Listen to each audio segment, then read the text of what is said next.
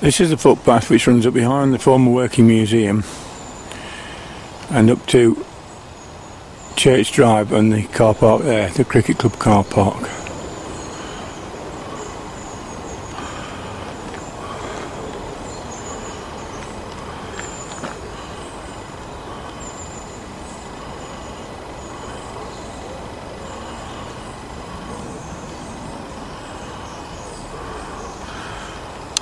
This footpath is set to be turned into a tarmacked road to run from the castle courtyards round in a loop back up to Church Drive, which will become a major T-junction with the road proposed across the top of the cricket pitch.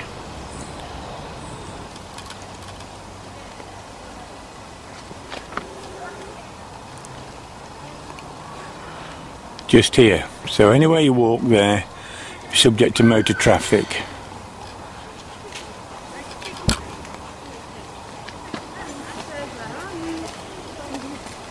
This is the other courtyard, the outer courtyard, containing the shop, etc.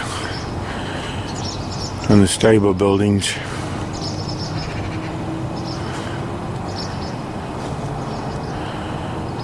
And the office buildings. This will all be out of bounds to the general public unless using the hotel facilities. Some people may recognise this as Bedford Drive, which runs at the side of the showground to the right and comes up and splits at this crossroads in the path, and to the left there goes up to Home Farm. All of Bedford Drive is set to become a tarmac road up to Home Farm, which the developers want to turn into a golf clubhouse. This is one of the views of Home Farm, which was a suite of buildings recommended in the conservation report for listing, as it's an almost complete suite of Victorian farm buildings.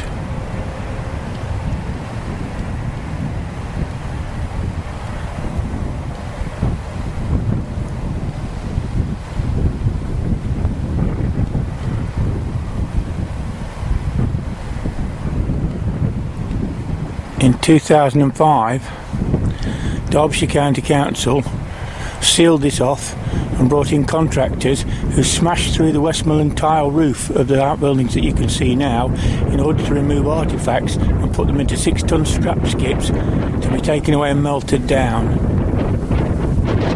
The farm itself was used as a repository for museum artefacts, tractors, farm machinery stretching back through the centuries. It was left for 14 years in the open to rot and rust away, and was eventually auctioned off for scrap 2 years ago.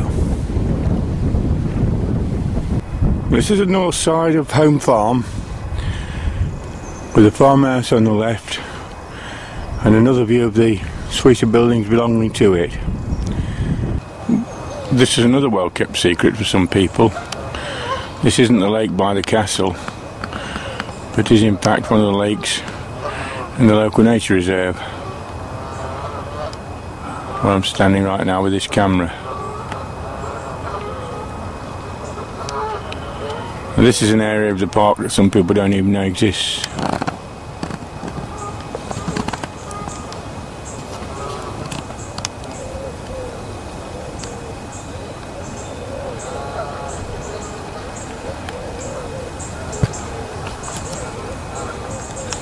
This is the area known as Great Ricks Field. Great Ricks because it was good for growing hay. Over by the trees is a wader scoop, paid for by a waste fill land grant.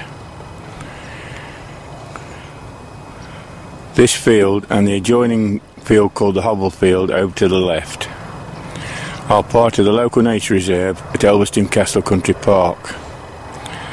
The developers want this field to join land to the north adjoining the castle, which they've purchased, to connect up with land they want to turn to golf courses.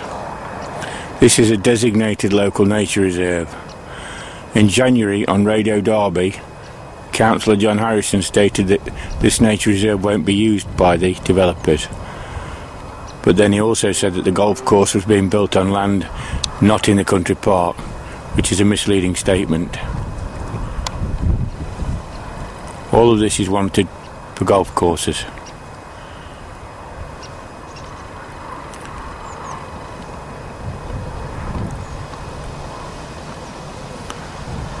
It's another well-kept secret in the park, the local nature reserve. 35 acres in total. This is the beginning of the Wader Scoop at Gretricksfield.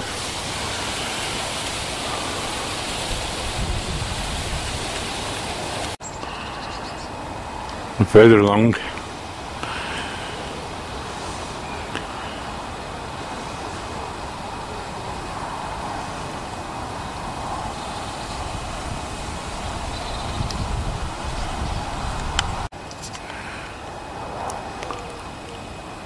and further along still.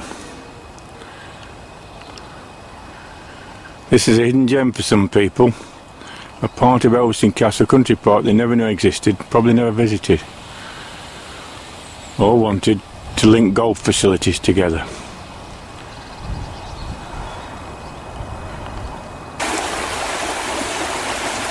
Here we are again in a part of the nature reserve that a lot of people don't know is here.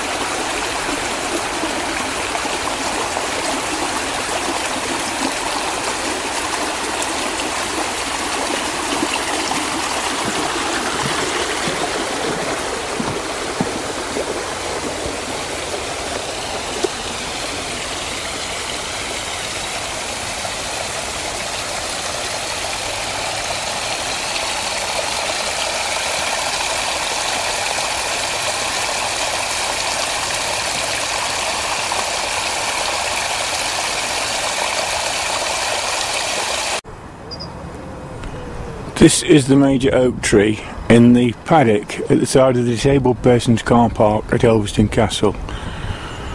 This magnificent tree, which is hundreds of years old, will be chopped down if the developers get their way, because it stands in the way of hotel bedroom blocks.